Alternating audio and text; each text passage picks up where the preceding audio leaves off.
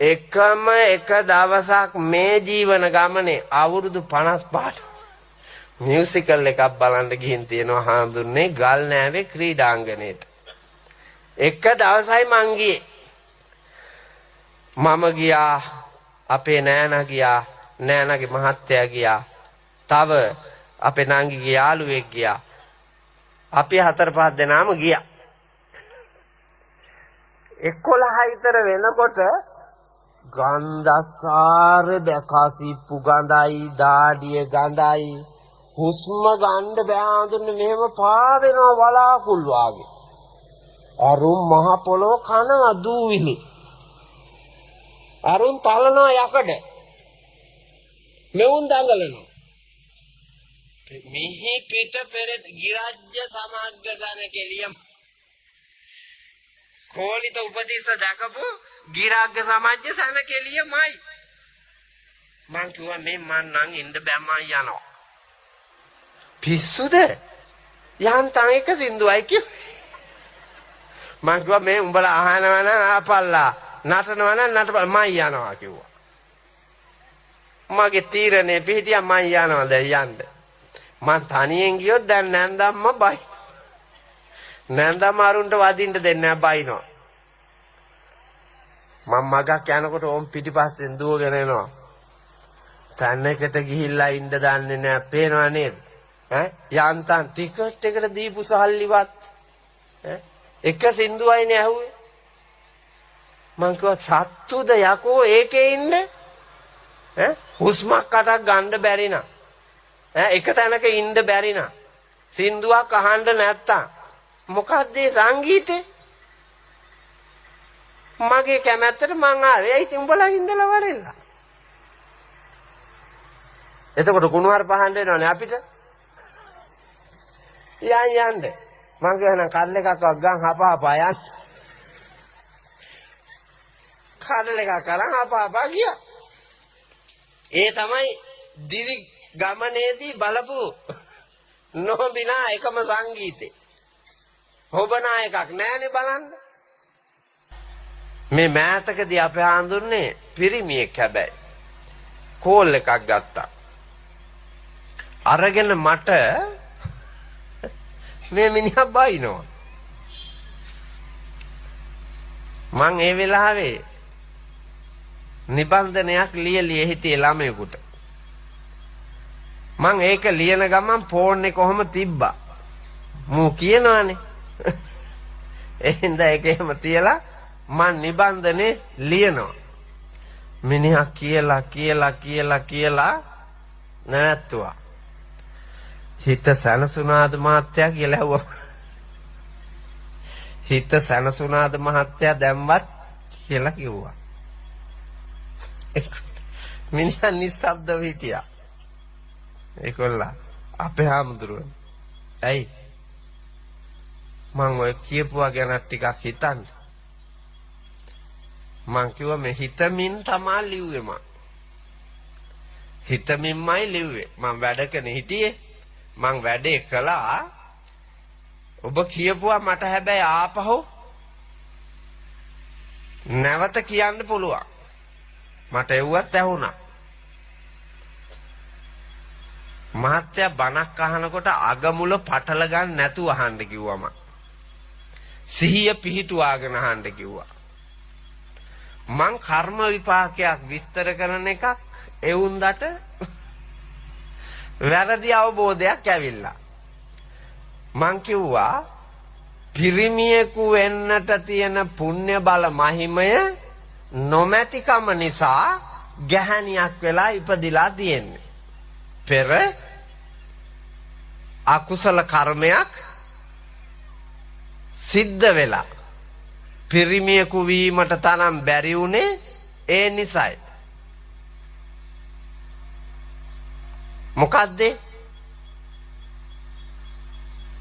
ඇයි ඔයාලට පිරිමියෙක් වෙන්න බැරි වුණේ?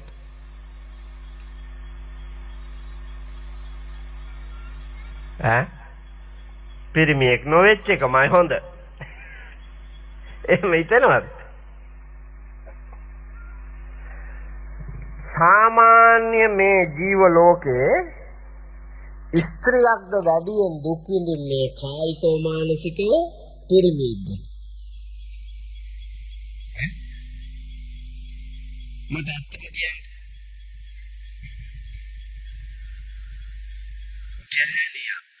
ඒ ගැහැණිය විඳින සමහර දුක් වේදනා කවමදාකවත් පිරිමියෙකුට විඳින්න හම්බෙන්නෙම නැහැ. ඒක සසර පිනනේ. ඒක සසර පින. දුක් විඳින්න හම්බෙන්නේ සසර පව. ඒක මේකට තේරෙන්නේ. ඒකම මම ආපිට විග්‍රහ කෙරුවා. එතකොට මේ මොඩේ ආකියාපි ඒ බුදුහාමුදුරන්ගේ කාලේ මං කිව්වා මේ බුදුහාමුදුරන්ගේ කාලේ නෙන්න මේක ගෞතම සම්බුද්ධ රාජ්‍යය. ඒක මතක නැද්ද? පොන්නේ පක්කේ. මිනිස්සු අන්ධ විශ්වාසයෙන් අන්ධානුකරණයෙන් වැරදි දෘෂ්ටිංගේ එල්බගෙන ඒ මත පිහිටනවා. එතකොට ඇත්ත පේන්නෙම නෑ කවදාවත්. මම මේ කෙනෙකුට රිදවන්න කෙනෙකුට නිග්‍රහ කරන්න අපහාසයක් කරන්න අගෞරවයක් කරන්න වෑයම් කරනවා නෙමෙයිනේ මේ ඇවිල්ලා නිදි මරාගෙන. වරදක් පෙන්නුවොත් පෙන්වන්නේ ඒක නිවැරදි කළ යුතුම නිසා. සිල් ගන්න ඕනේ අම්මා නාකි නෙමෙයි. සිල් ගන්න ඕනේ කුඩා දරුවෝ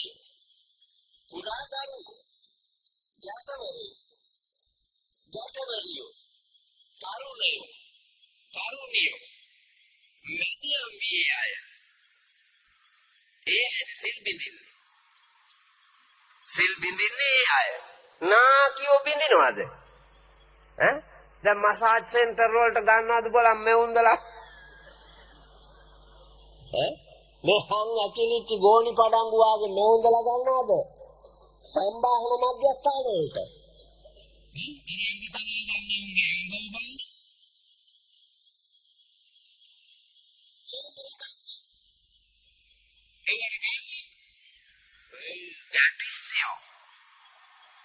ආනේ තිතිම්බරොත්තනි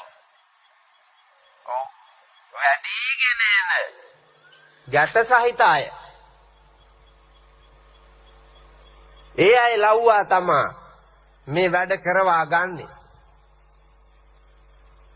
මෝඩ අහිංසක දරුවෝ හරිහාමන් බුද්ධියක් හරිහාමන් සංස්කෘතික වටිනාකමක් හරිහාමන් ආගමික දැක්මක් නොමැතිකම නිසා විවිධ අහමානේ කනමානේ නාසයමානේ දිවමානේ ශරීරයමානේ හිතමානේ කෙලෙස් වලට අහු වෙලා ඒකෙන් බිඳ ගන්නවා සිල් බිඳගෙන බිඳ ගන්නවා දිවි ගමනම බිඳ ගන්නවා සසර ගමනම. ඒ නිසයි පින්නතුනි ඔය සිල් ගන්න ඇවිල්ලා අන්තිම වෙලාවේ හරි ද්වේෂයෙන් ලෝකය දිහා බලන කෙනෙක් නම් මෛත්‍රියෙන් බලන්න වීරිය කරන්න. වැරදි දෘෂ්ටියක එල්බගෙන ඉන්නවා නම් ඒක අතාරින්න. තවම තණ්හාව නම් ඒක දුරු කරන්න. ඒවට නිමහන්සි ගන්න ඕනේ. ජීවිතේ ඉවර වෙනවා වාගේ පේනවා නම් ඒකට තමයි මහන්සි ගන්න ඕනේ. ගමන නිමා වෙන්න කලින් මේ ටික කරන්න ඕනේ කියලා. ඒක අවබෝධ වෙලා නැත්නම් අපි පරදිනවා.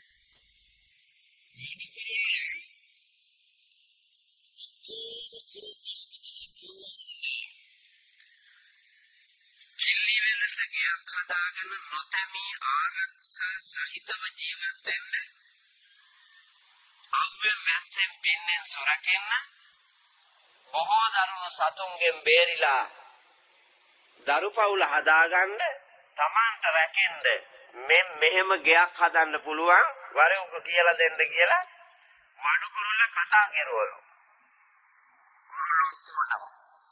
ආවලු ඔක්කොම කුරුල්ලෝ જાති.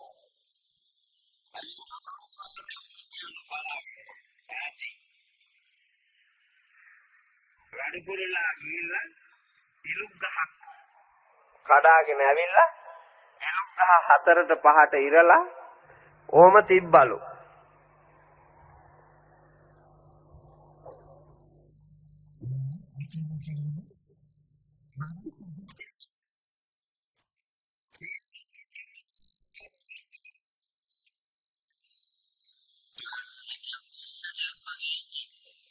ඔක කියන්නේ